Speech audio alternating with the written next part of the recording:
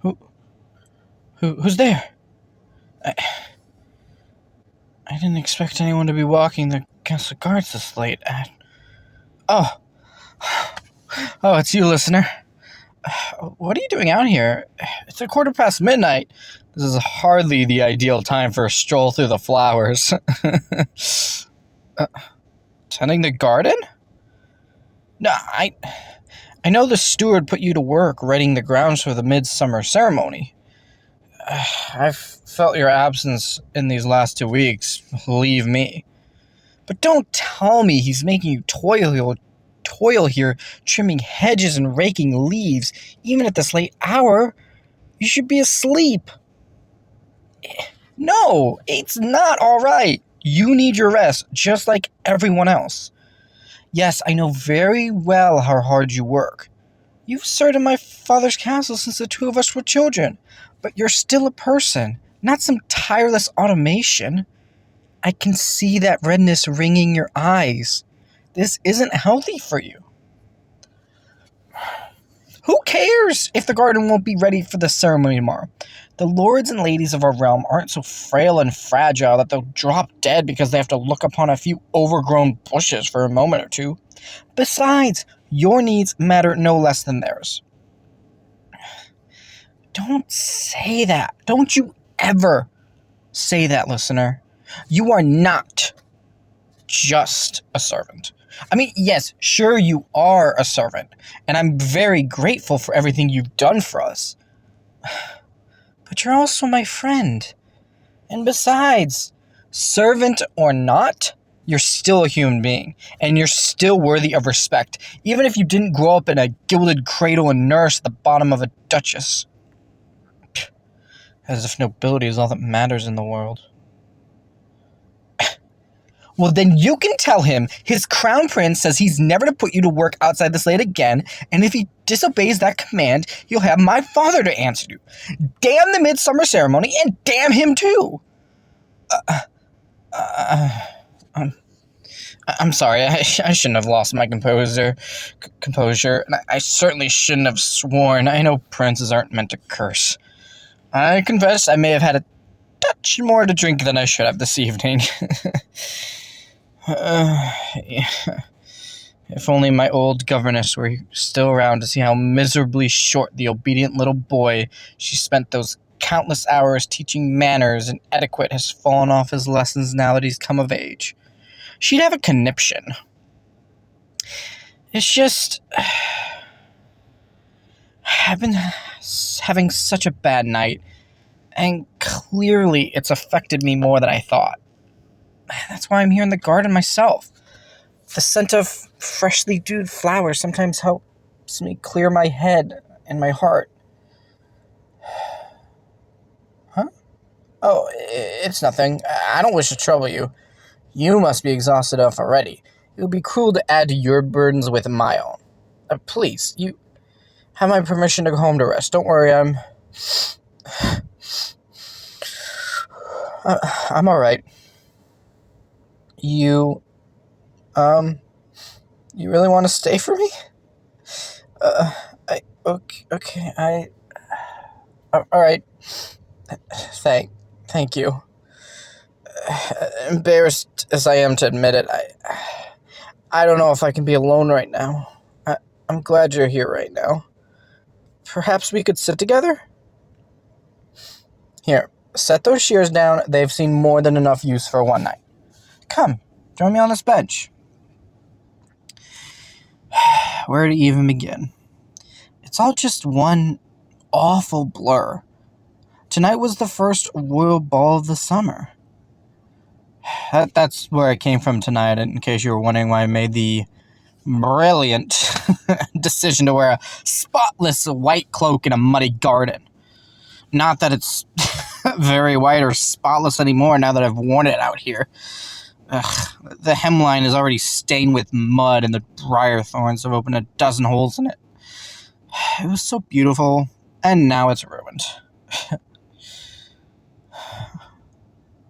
I must look like such a mess. What?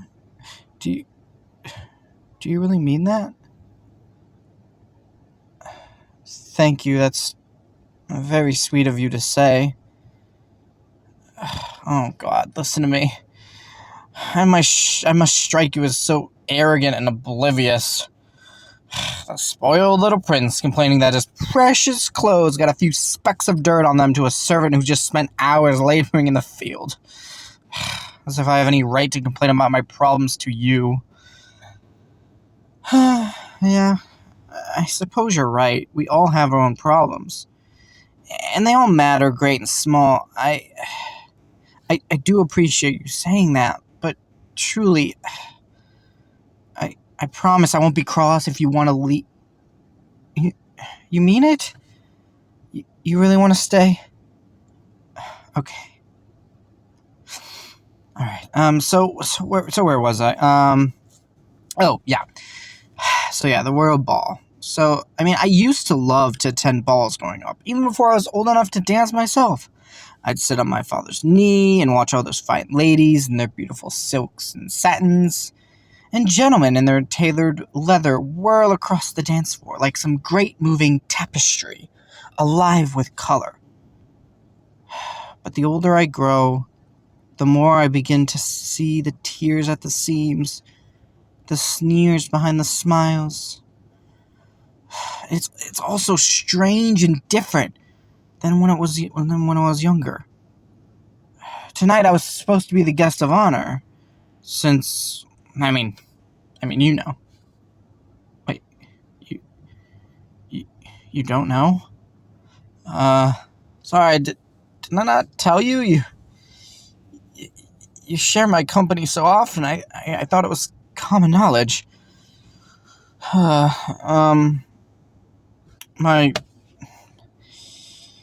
My father's intent on having me betrothed to be married by year's end. The ball was to be my first introduction to a suitable match for another noble family. I apologize for not telling you sooner. I didn't mean to keep it from you. We're close enough companions that we ought not to keep things like that from one another. I guess perhaps I thought if I didn't speak it out loud, it would be somehow less real. I mean, I always knew, growing up, I'd have to marry the one chosen for me, that I couldn't pick the one I wanted to marry. That's just the way it was for a prince. I can't pretend it was a surprise, but I didn't know it would feel like this when the time finally came, like a knife in your heart, just taking that opportunity away from you. Do you get what I'm saying? I mean, heirs and heiresses from every noble house of note from every corner of the kingdom were there in the banquet hall, each manicured and massaged, just so dressed in their beautiful doublets and their gowns with heavy gems and precious metalworks glittering upon their necks and ears and fingers. They all came to impress. But perhaps, I guess it should be flattering. But for me, wasn't, but for a different prince in another castle, it would have been so flattering. But for me, it was just all so wrong. I don't know what they could have done. Don't misunderstand me. They weren't bad people. Most were kind or sweet, funny or handsome. All had their fair qualities. But try as they might, they couldn't disguise their true purpose. Their compliments were genuine, their smiles were charming, but they all looked at my crown before they looked into my eyes. When they saw me, they didn't truly see me. They saw their ladder to the throne, their chance to rule one day by wedding me. How could they see anything else? I spent hours hanging on the arm of this baroness, or that duchess, or this lord, and having them whisper honeyed words in my ear and offer me another bite of spiced toast, another sip of honey wine as I feigned laughter. I saw them sneak their little glances at my father across the room to judge if he approved when they thought I couldn't see. On and on it went, a dozen dances or more, until I just couldn't take it anymore. It just felt so wrong. Like such a pale mockery of what love and courtship should be. I felt horrid. I excused myself, complaining of food sickness, and I slipped out the kitchen door. No doubt my father's making some excuse for me as we speak. He'll be furious that I walked out on a night he planned so meticulously. I know that he did so much, but I couldn't stay a moment longer. For all my gems and fine clothes, I didn't feel like a prince tonight. I felt like a haunch of meat being sold at market to the hungriest buyer with the fattest purse. Would any of them truly care for me without my crown? Here. Let me just have it in my hands. It's such a light little thing in my hand. But am I worth anything at all without it? Like, I just feel like if I just threw this away, maybe I could just be free.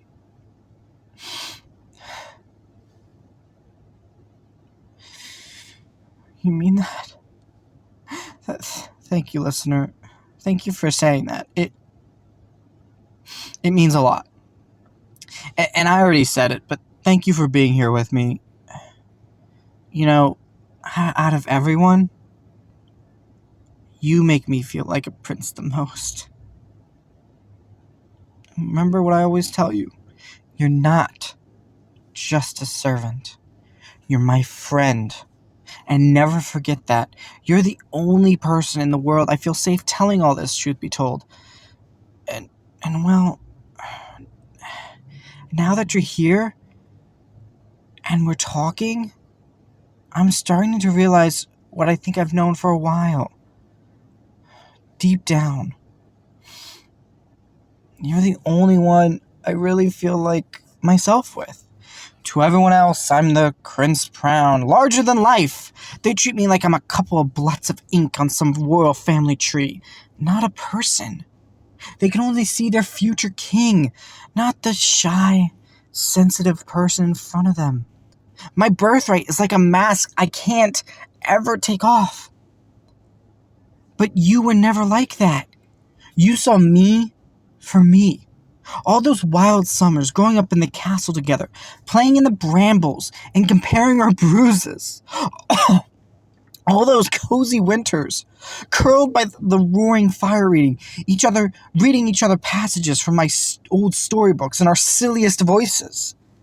All those memories by candlelight playing those little games of fancy we used to. I'm sure your masters gave you hell for not bowing and scraping enough to me as your superior. But I was secretly grateful for a friend who treated me like any other playmate. I never wanted to be above anyone. I only wanted to be seen. I don't know how I didn't see it before. Or maybe I did, but just didn't have the words. But sitting here, beside you now, I think I want to be with you. I'm sorry, I don't know what I'm saying. This night has just taken its toll on me. I'm tired. Forgive me, I've had too much to drink. Please don't think... You do? Wait. How? Wait. If I may ask, how long have you felt this way? Oh, okay. Yeah. Me neither. There wasn't really a moment when I knew. There were just so many. When you stayed up late into the night reading these stories, when I was too feverish to climb out of bed, when the two of us were caught in that dreadful storm and had to spend a half-hour huddled between hay bales in the stable, laughing at our misfortune together. When you gave me that perfect blue rose and that sweet letter on my birthday.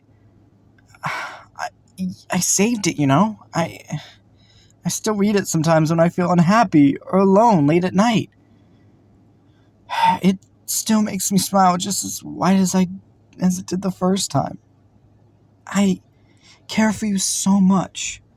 More than I have words to say. Can I have a hug? Yeah.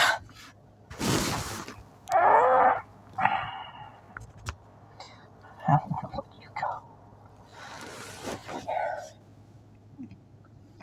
It feels so nice and warm. Oh, no, don't apologize for that. My cloak had plenty of mud on it already. Who cares about a damn cloak anyway? Sorry. Should have sworn I know princes shouldn't curse and... Actually, fuck that. Who cares about that either? Princes can say what they like. I don't care about any of the rules. I don't care about fitting into their box. I just care about you. I care about us. Just hold me a little tighter. Of course, we're not as young as we used to be. I'm too old to believe fairy tales are real. I know we can't be together the way I want. My father would... He'd never accept it. He'd send you away. He wouldn't be moved by my words or my tears. All he'd see is his son frittering away his precious royal blood on some worthless servant. He'd never understand. But we don't have to think about that now. Thank you for being here with me tonight. Perhaps we'll find a way, somehow, to be free one day. But for now, let's just sit here in the garden and enjoy this moment. And speaking of enjoying this moment, there's one thing I've dreamed of doing for a long, long while now. Close your eyes, please, and lean forward.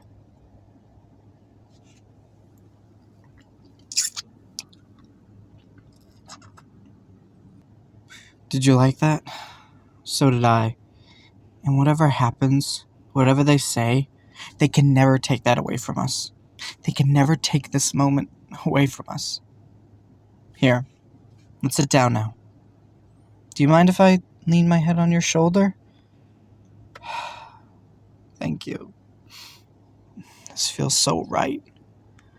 I just don't know how I ever lived without this feeling. We'll have to get up eventually, lest we slumber and wake in the middle of the midsummer ceremony. But we can stay a little longer. Let's just sit together here just a little longer. I hope morning never comes.